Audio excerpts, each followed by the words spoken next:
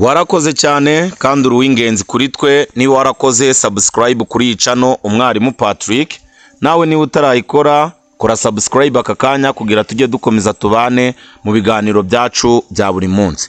Uyu munsi rero kuri iyi channel umwarimu Patrick turaza kurebera hamwe amakosa 10 dukora mu rurimi rw'Icyongereza nuko twayakosora. Dushobora kuba tuyakora tutayazi cyangwa se tuzi ko ibyo dukora ari by'ukuri, ariko uyu munsi icyo ngicyo kirarara gikosotse. Gumana nanjye kugeza ku iherezo, ntuzongera kuyakora. Turareba rero mistake 1 cyangwa se ikosa rya mbere. Ushobora kuba ukoresha interuro ivuga ngo he go to school every day. Ibi sibyo, wagakwiye kuvuga ngo he goes to school every day. When using he or she or it in the present tense, always add an s or es to the verb. Iyo ukoresheje he, she cyangwa it mu gihe cy'ubu, ujye wongeraho s cyangwa es kuri verb cyangwa ku nshinga. Ibi bizagufasha kugira ngo udakora aya makosa. Niba udasobanukiwe neza aho gukoresha s cyangwa es, uzajya ufata ijambo nk'ugiye kurishyira mu bwinshi. Uvuge ngo rino jambo cyangwa inshinga ndamutse ngiye kuyishyira mu bwinshi, nayishyira mu bwinshi ute? Wongereho es cyangwa s ku muvugwa wa gatatu. Mistake 2, ushobora kuba ukoresha ijambo I am agree with you. Ibi sibyo, wagakwiye kuvuga ngo I agree with you. Agree is a verb. Never say I am agree, just say I agree. Agree ni igikorwa, ntugomba kuvuga I am agree, vuga gusa I agree. Mistake 3, she has 25 years. Ibi sibyo, wagakwiye kuvuga ngo she is 25 years old. In English, we don't say has 25 years. Instead, we say she is 25 years old. Mu Cyongereza ntituvuga has 25 years, ahubwo tuvuga she is 25 years old. Ikosa rya kane dushobora kuba dukora, dushobora kuba tuvuga ngo I need some advices. Ibi sibyo, wagakwiye kuvuga ngo I need some advice. Advice is uncountable, so never add an s, just say I need some advice.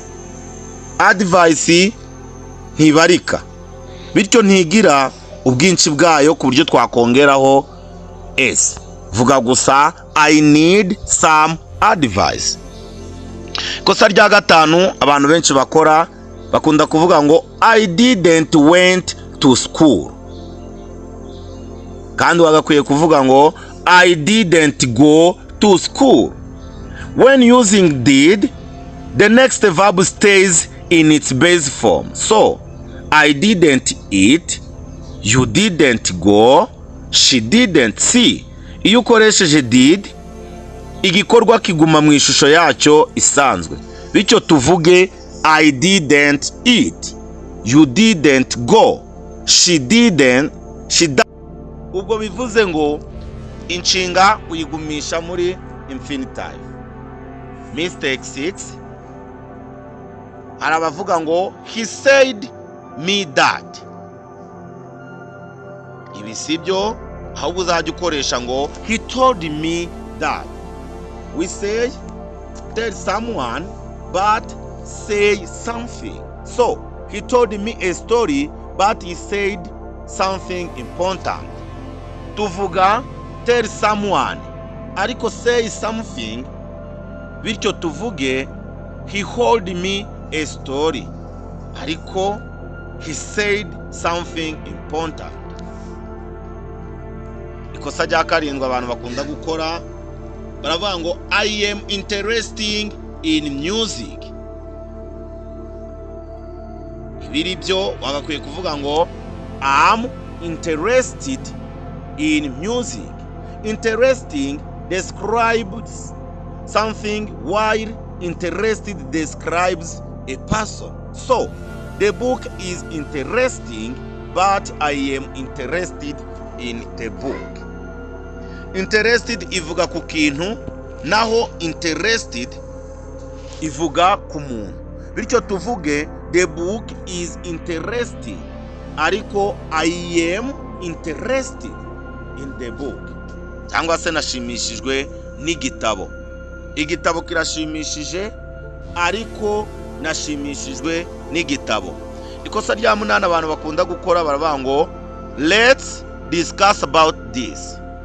Ibi sibyo, twagakwiye kuvuga ngo let's discuss this. Discuss does not need about. Just say let's discuss this. Discuss ntigira cyangwa ntiyongerwaho about. Vuga gusa let's discuss this. Reka tubiganireho. Ikosa rya 9 abantu bakunze gukora bakunze kuvuga ngo she explained me the problem. Ibi sibyo, wagakwiye kuvuga ngo she explained the problem to me. Explain needs to be before the person. Say she explained the problem to me. Explain igomba kugira to mbere y'umuntu. Bityo tuvuge she explained the problem to me. Yansobanuriye ikibazo. Ikosa rya nyuma abantu bakunda gukora ni ukuvuga ngo I want to go in home. Ibi sibyo, wagakwiye kuvuga ngo I want to go home. We don't say go in home, just say I want to go home. Ntabwo tuvuga ngo in home, vuga gusa I want to go home. Urakoze kuba wabanye natwe, kora subscribe kugira ngo ibiganiro byacu uzajye ukomeza kubikurikirana, kandi niba wifuza kujya muri groupe ya WhatsApp y'abantu bungurana y'ibitekerezo ku rurimi rw'Icyongereza na ICT, ndasiga link muri comments, ndayipininga, wajoininga. Urakoze cyane, wari uri kumwe n'umwarimu Patrick.